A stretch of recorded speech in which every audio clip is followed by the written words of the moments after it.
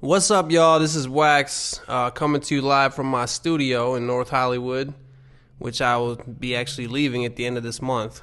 But it's not really even a studio; it's a rehearsal space. It's like a room that looks like you walk down the hallway, it looks like a hotel, but each door is a rehearsal space. So it's like bands, DJs, producers, rappers, but it's mostly bands. So if you hear like noise in the background, I apologize for that because it's just some band practicing in another room. But anyway. This is the first podcast that I've ever done. I don't know if it's going to be good or not, but I want to start doing podcasts. I've been listening to some podcasts, and I think that I would have the ability to do it. So I don't know when this is going to come out yet because I have no fucking clue how to put out a podcast, like what site to use or where you upload it and stuff like that. But I'm going to try to, once I get it out, whatever day I put this out on, I'll probably say that that's going to be the day every week that I'm going to do a podcast. Because I take breaks in the studio and I just think about dumb shit.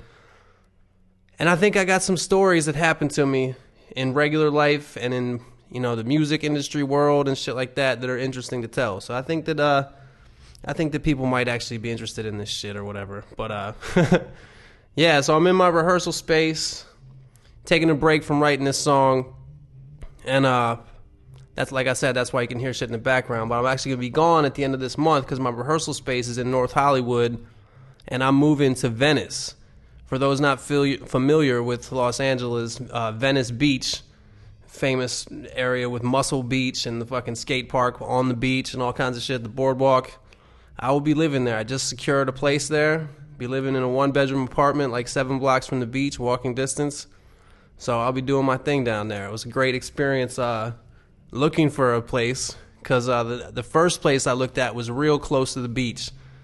Now, if any of you guys have ever been to Venice Beach, you've seen like the typical Venice Beach like creature. We call them critters. Like me and all my friends in San Diego call these people critters. But no offense to them as people. It's just like a critter is like a homeless meth head that kind of just creeps around. He creeps around like in alleyways. You might see him in a dumpster, maybe on a bike with like a bag of cans attached to it. But he's not like a your typical like slothy homeless guy.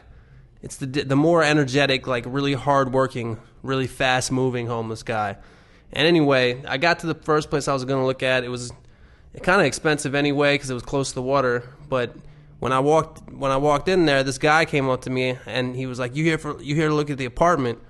And I thought he was just some kind of fucking swindler because he looked like one of these critters. I mean, this dude literally had open sores on his face, like several open bleeding scabs on his face. He was wearing a fucking weight belt, like those lower back weight belts. He was wearing one of those, and then he had like old Reebok classics that had like paint and shit on them. Anyway, he didn't look like the dude that would be showing me the place. But he said, "What apartment are you here to see?" So my immediate thing is, who is this guy and how's he trying to fucking swindle me? So my mind goes, all right, well, you just ask him real quick. You just ask him a question to see if he's real. So I was like, "What apartment number are you talking about?" And he immediately said apartment 6, which is the one I was looking at. And I was like, all right, I don't know. So we opened the door. We went up and looked at the place. And the place was whatever. It was kind of cool, but kind of real small and too inexpensive. But the thing that made me not want to do it is I didn't want this dude to have a key to my house. He was the guy that actually lived there. I don't know how he affords to live there. Maybe he got in, was renting cheap, or maybe I'm judging a book by his cover and that dude fucking owns fucking Apple stock or something like that. But maybe he's just starting his descent into meth, which is a really fast descent, so I wish him well. But that's even more of a reason that I didn't want that dude to have a key to my house. Like, he was a dude that lived in apartment 1, and that was like the on-site property manager. And it was sad too, because you could tell, no homo, but you could tell that he like used to be like a good-looking dude before whatever happened to him. And in my head, the whole time he was talking to me and showing me the kitchen and the closets and shit, I was calling him Matthew McConaughey in my head. So I guess that's funny. It was funny in my head at the time, like I was kind of chuckling. But basically I left there and I went and saw another place that was a little further away from the water, and I fucking love the place. So I'm gonna be moving there at the end of the month. Not that any of you give a flying fuck. But what else happened to me while I was there? I had an interesting experience while I was there in Venice. I had to go send a couple T-shirts off at the post office So I was like, fuck it, I'll just go to this local post office while I'm down there. There was one in Marina Del Rey, which is another town down in that area by Venice and Santa Monica and all those places on the western end of, I guess it's still considered Los Angeles. Anyway, excuse me. The interesting thing that happened to me in the post office was when I got up there, there was two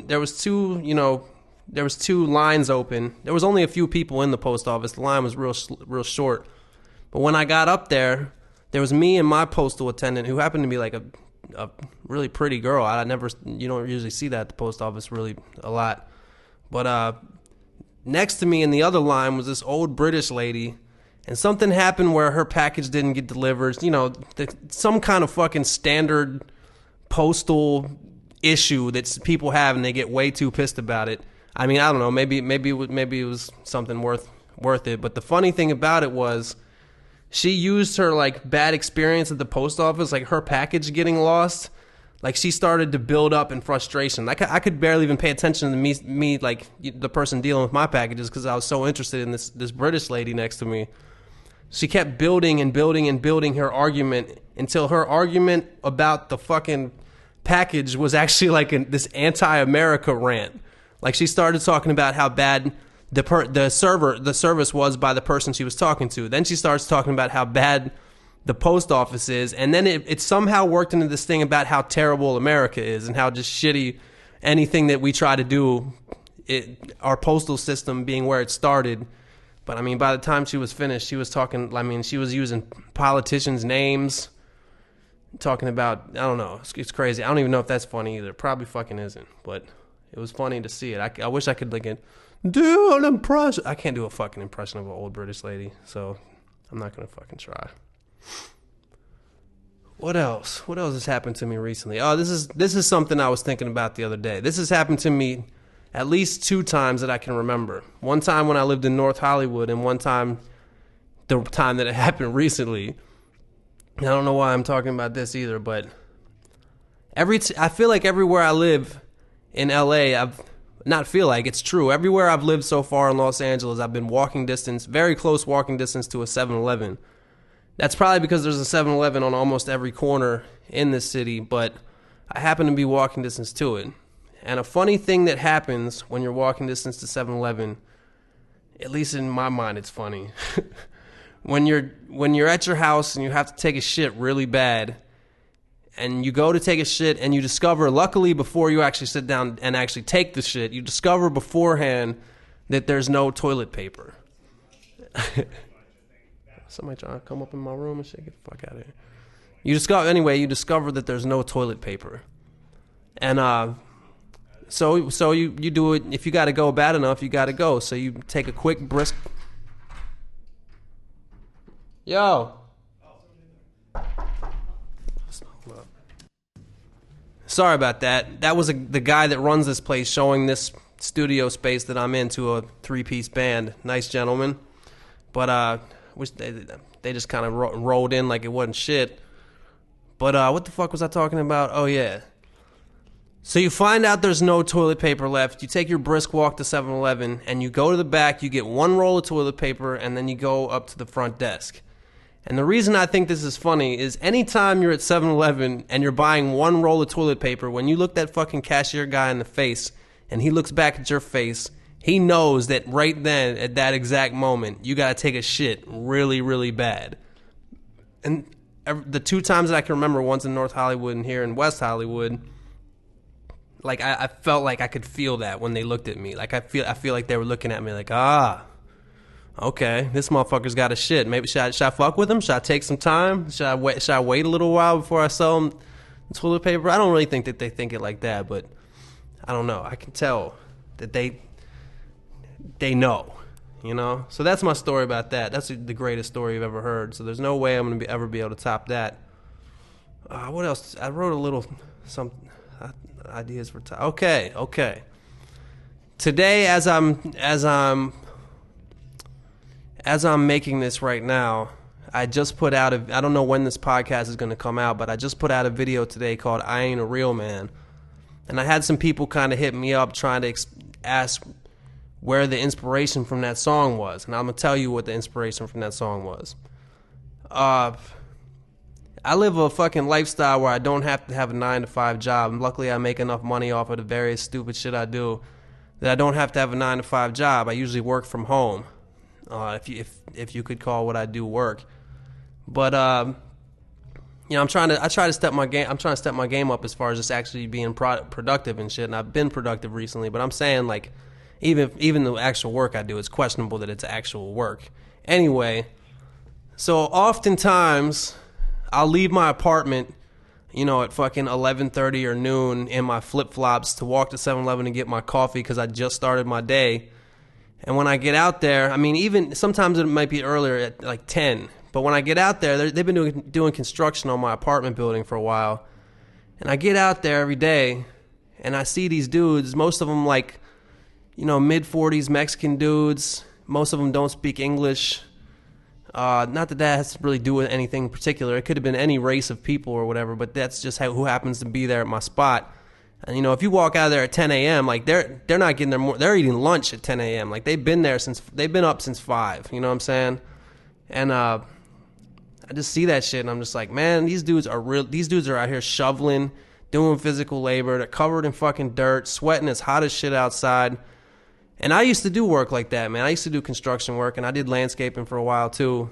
I've done a host of jobs. I could go into that later, maybe tell you about some of the jobs I've done. But I don't know. You just start to think. It kind of puts it back into perspective. First of all, it makes you think. You know what? I should stop bitching about anything that's going on in my life because I could be doing real work like these dudes. And second of all, it makes you appreciate more.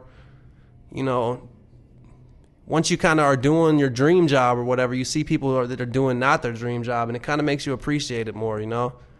It's kind of like when you see a homeless person and you appreciate the fact that you have a house, or you see somebody that you know, can't walk. It kind of makes you appreciate the fact that your legs are, you know, in operation, fully operational legs.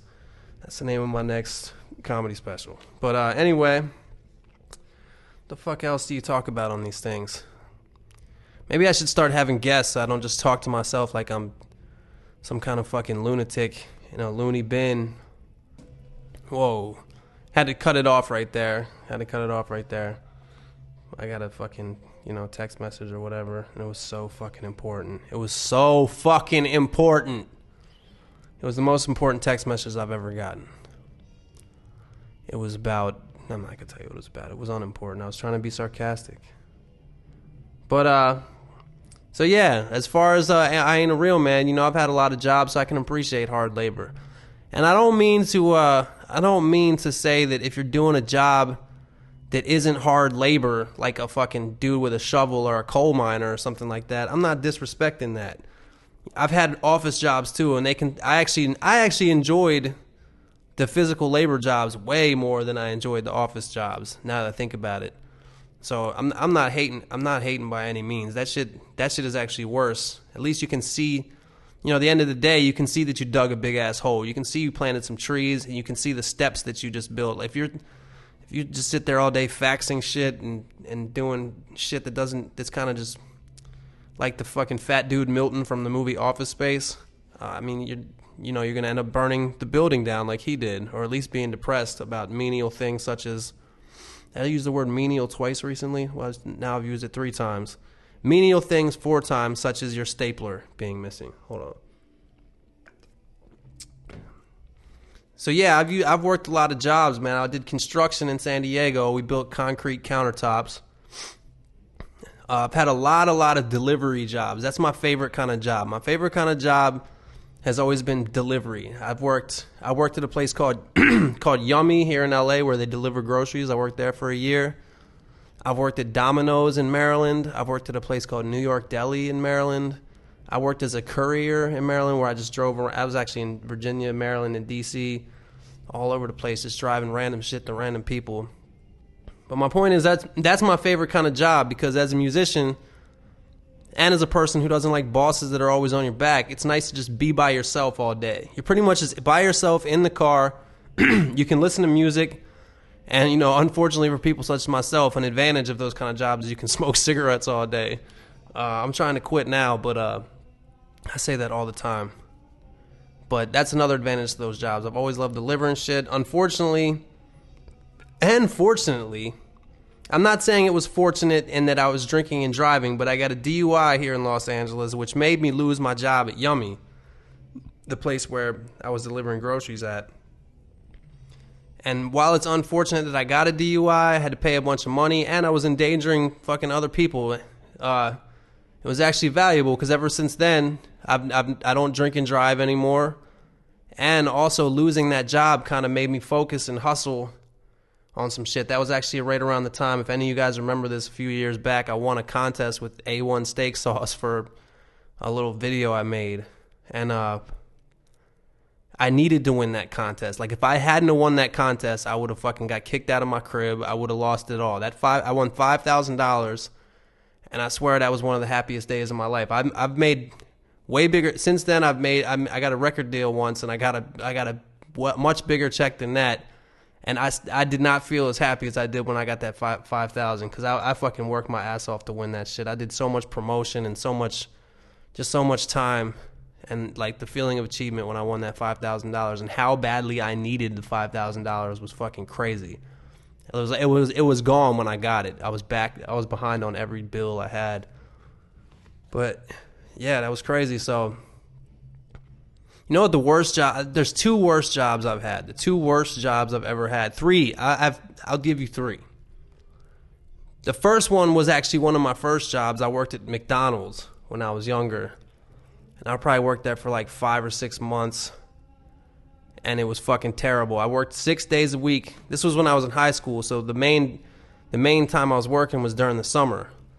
So I worked 6 days a week, and every 7th day at 6 a.m. or earlier, they would call my house, and my mom would answer the fucking phone. And for the first couple times, they call on the 7th day. They call and say they needed somebody to work. And for the first couple weeks, my mom would answer the phone because I wasn't awake that early on my one day off a week. And she'd always say, yeah, he'll come in, and then wake me up. My parents were all about us working. But after a while, I just told her, like, look, I'm a high school kid. I'm not. I need to do something with my summer other than work at McDonald's. I mean, working at McDonald's is terrible. Anybody who's ever worked there will tell you that. I mean, maybe not some people, maybe not the managers and the people. Some people take that shit differently. If you, I don't. I guess it depends on how you take it. People that really want to actually work their way to the top of the McDonald's food chain. Whoa, that was a cool double meaning.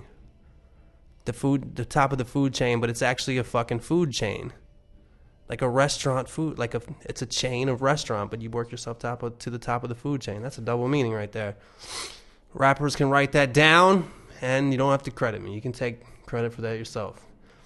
But it sucks. You don't ever sit down, and you're constantly like, where I worked, it was straight gender. It was like, if you were a girl, you worked at the register. If you were a dude, you worked in the back cooking shit. I know that's changed a little bit, but when I worked there, that's how it was. Everything's real hot, and people are always yelling at you, and it's crazy. Then one day I just fucking quit.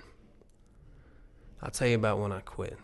If you want to know how fucking weird and small the town I grew up in it was, when McDonald's came to the town, there was like a big grand opening celebration, which, by the way, was where my band, I was in a band called McGregor. At that time, it was just me and my brother and my boy Frazier.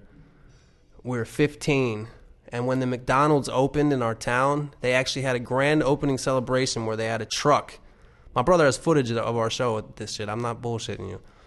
They had a truck that folds out, and our 3-piece little rock funk band did like 45-minute set. It was our first show ever, and we basically opened for like people dressed as like Grimace and the Hamburglar and Ronald McDonald and shit like that. Like, if you watch the footage, you can actually, if you remember, Grimace is the big purple fucking monster.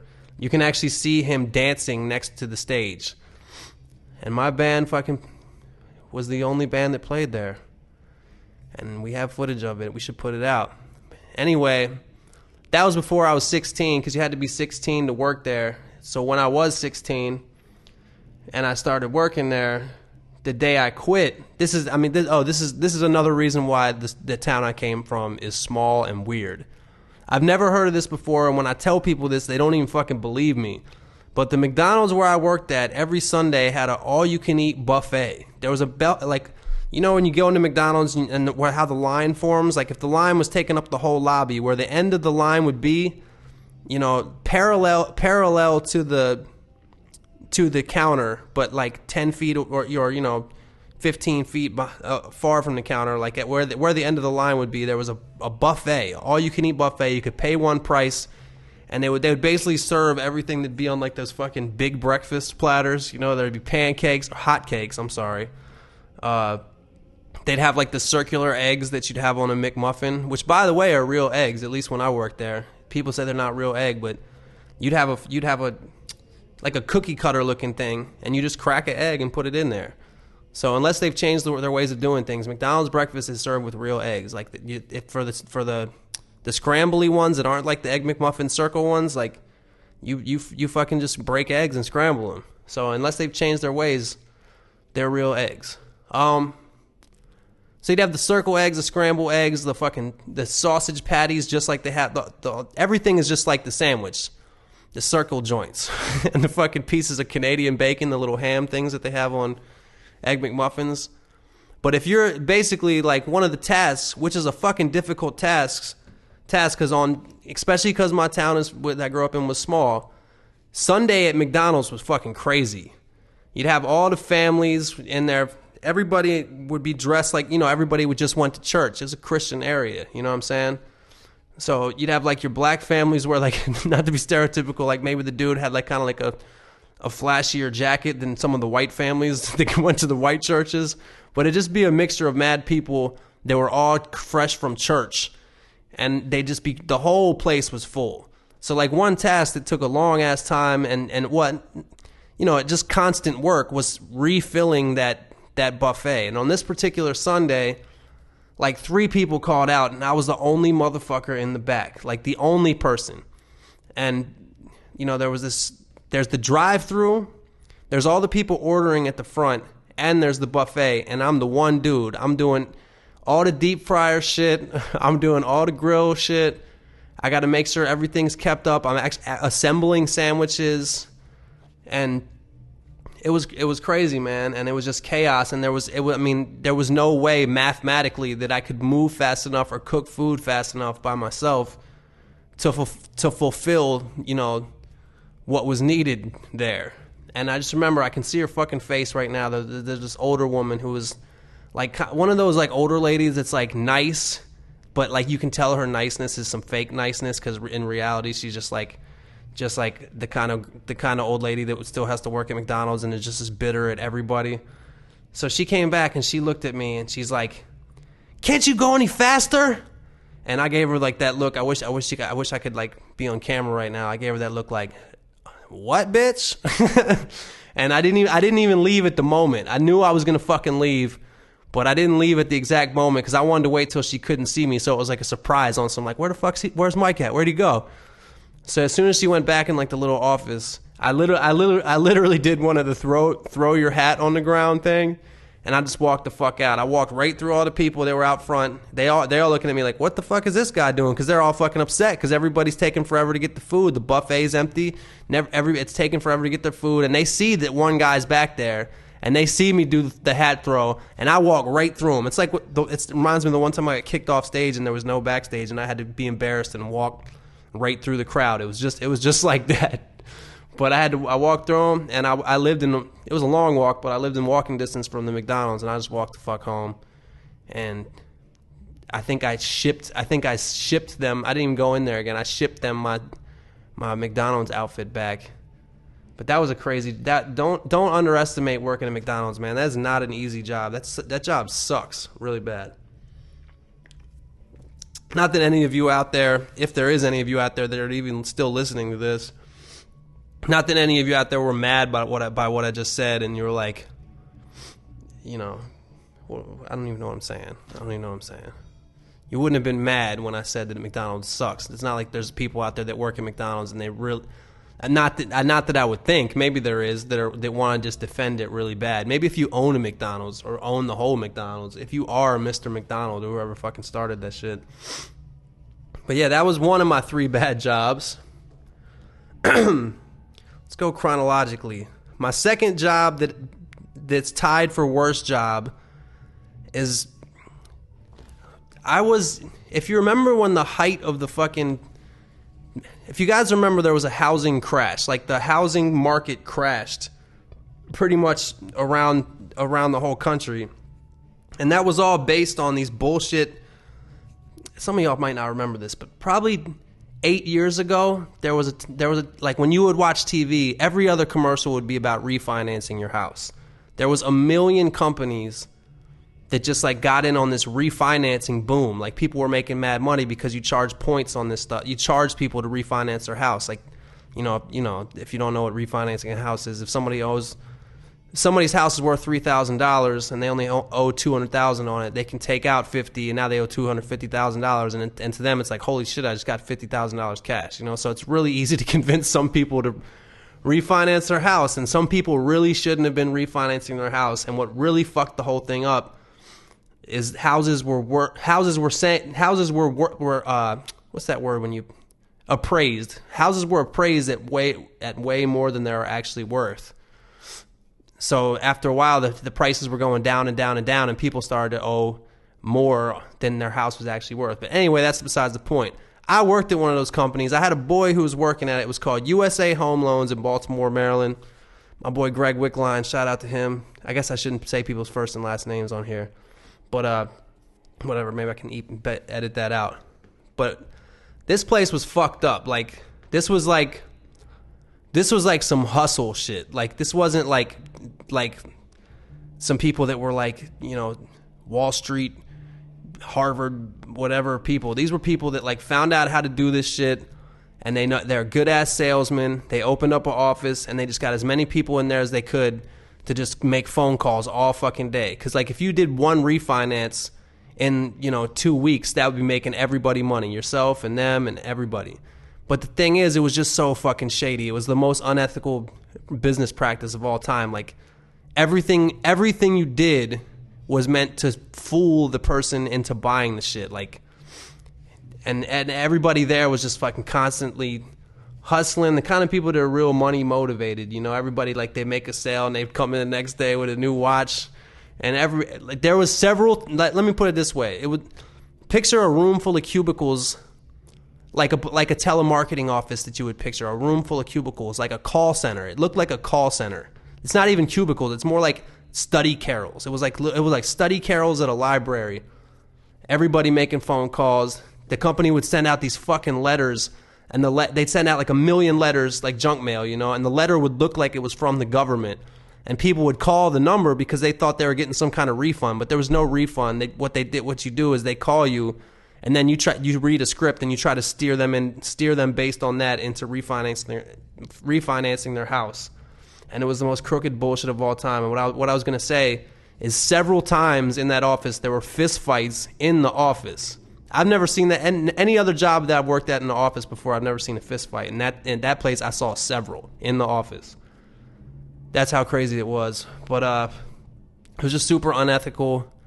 And called me fucking a bleeding heart or whatever, but I'm not going to fucking call some old lady and make her think that she's getting a good deal when in reality in 2 years her interest rate's going to go so fucking high and her payment's going to be so large that there's no way she'll be able to afford it.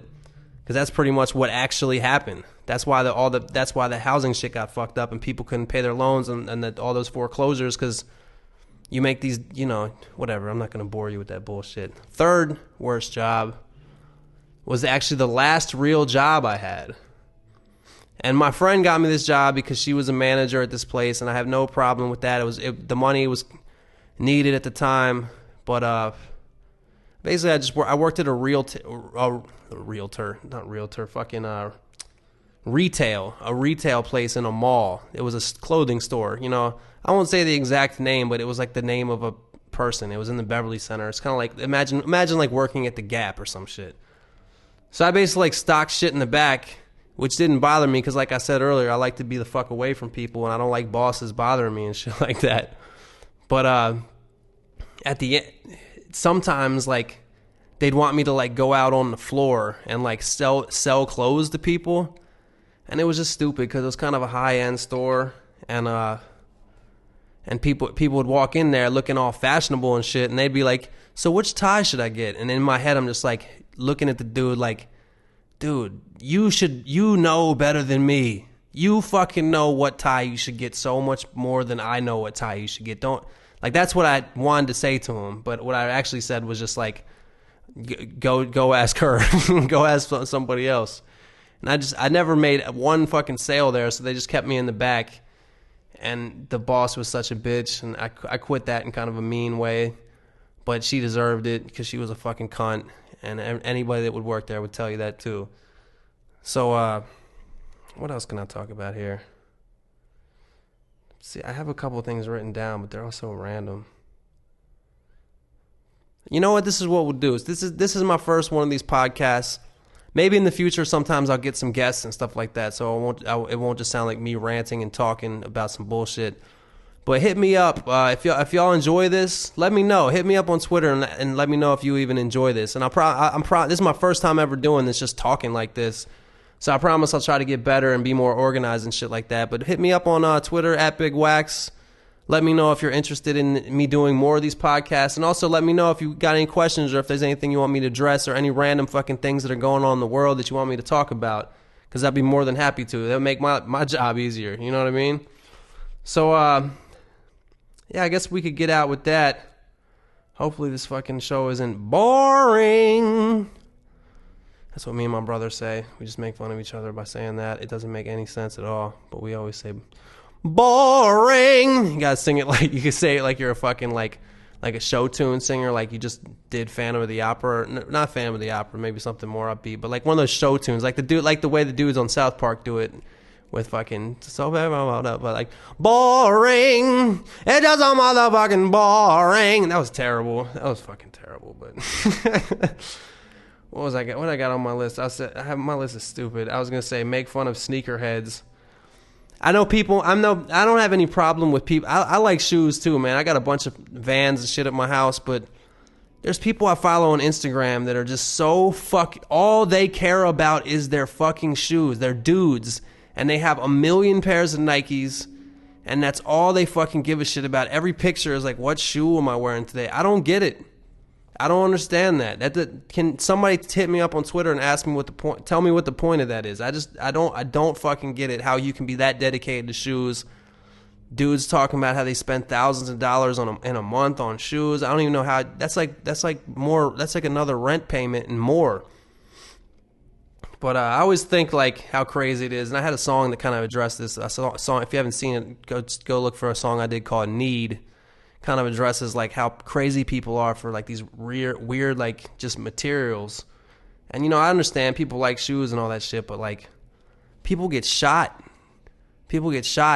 and trampled when they go to get the shoes. Some people, if they're wearing tight shoes, somebody else will shoot them. I always wonder like I always wondered if you shoot somebody for their shoes, like do you ask what size shoe they wear before you shoot them, or do you just kind of like size his feet up, take a look at him and be like, yeah, he looks like about a 10.5, and then you fucking pop him, and then you fucking take the shoes off like, damn, too small. So that's a question to anybody out there who's ever shot somebody for their sneakers. Did you ask the guy what size they were first, or maybe you had like a secret way, maybe you like secretly put one of those things that are at a shoe store that measures your feet under his foot when he wasn't looking or something. I don't know, but it just would suck to commit murder and then the shoes don't even fit. That would suck. But anyway, I think that's about it for this podcast. I think I did all right. Let me know on Twitter. I have no idea if this is good or not. I'm just rambling. But I'm going to get more organized. I'm going to be funnier. I'm going to be more interesting. And it's going to be the shit. Wax's Podcast. I don't even have a fucking name for it. I think I'll call it like Studio Break or something like that. Wax's Studio Break Podcast. Or you know what? I'm just going to call it Wax's Podcast. Maybe I'll even get like a website or an email based on that. But for now, just hit me up on Twitter. Let me know if you enjoy this shit. If everybody just says shut the fuck up, I won't even do another one. But if a good amount of people enjoyed it, I'm gonna do them every week, and I'm gonna try to get better and better. I know a lot of interesting people I could have on this shit too, so we'll try to make it happen. All right, y'all.